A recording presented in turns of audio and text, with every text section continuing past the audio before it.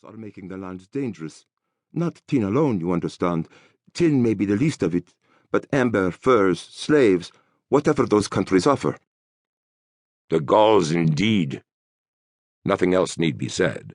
They had poured over the mountains to make the nearer part of Italy theirs. A long lifetime ago war, chariots rumbled, swords flashed, homes blazed, wolves and ravens feasted across Europe. Hanno did add, I have some acquaintance with them. That should help. Be warned, the prospects of such a route are poor. Besides them, the Carthaginians. I know. Hanno cocked his head. Nevertheless, you are organizing this expedition.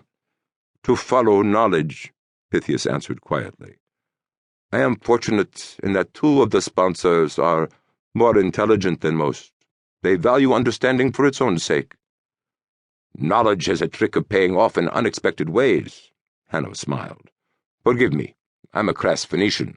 You're a man of consequence in public affairs. Inherited money, I've heard. But first and foremost, a philosopher. You need a navigator at sea, a guide and interpreter ashore. I believe I am the one for you. Pythias's tone sharpened. What are you doing in Massalia? Why are you prepared to aid something that is not in the interests of Carthage?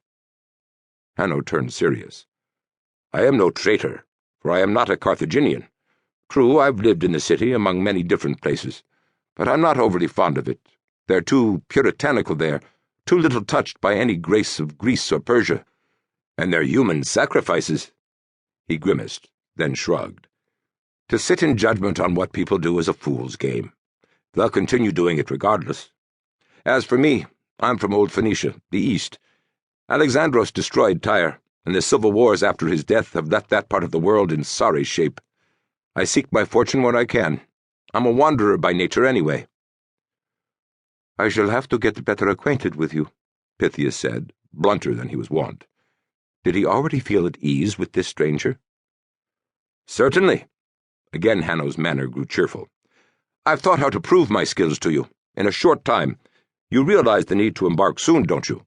Preferably at the start of sailing season. Because of Carthage? Hanno nodded. This new war in Sicily will engage her whole attention for a while. Agathocles of Syracuse is a harder enemy than the Carthaginian Suffites have taken the trouble to discover. I wouldn't be surprised if he carries the fight to their shores. Pythias stared. How can you be so sure? I was lately there, and I've learned to pay attention. In Carthage, too. You're aware she discourages all foreign traffic beyond the Pillars of Heracles, often by methods that would be called piracy, were it the work of a private party. Well, the Suffites now speak of an out-and-out blockade. If they win this war, or at least fight it to a draw, I suspect they'll lack the resources for some time afterward, but eventually they'll do it. Your expedition will take a pair of years at least, likelier 3, very possibly more. The earlier you set forth, the earlier you'll come home, if you do, and not run into a Carthaginian patrol. What a shame, after an odyssey like that, to end at the bottom of the sea, or on an auction block. We'll have an escort of warships. Hanno shook his head. Oh, no. Anything less than a pentaconter would be useless, and that long hull would never survive the North Atlantic. My friend, you haven't seen waves or storms till you've been yonder. Also, how do you carry food and water for all those rowers? They burn it like wildfire, you know, and resupplying will be chancy at best. My namesake could explore the African coasts in galleys, but he was southbound. You'll need sail. Let me counsel you on what ships to buy. You claim a great many proficiencies, Pythias murmured. I have been through a great many schools, Hanno replied. They talked onward for an hour, and agreed to meet again on the following day. Pythias escorted his visitor out. They stopped for a moment at the front door. The house stood high on a ridge above the bay. Eastward, beyond city walls, hills glowed with sunset. The streets of the old Greek colony had become rivers of shadow.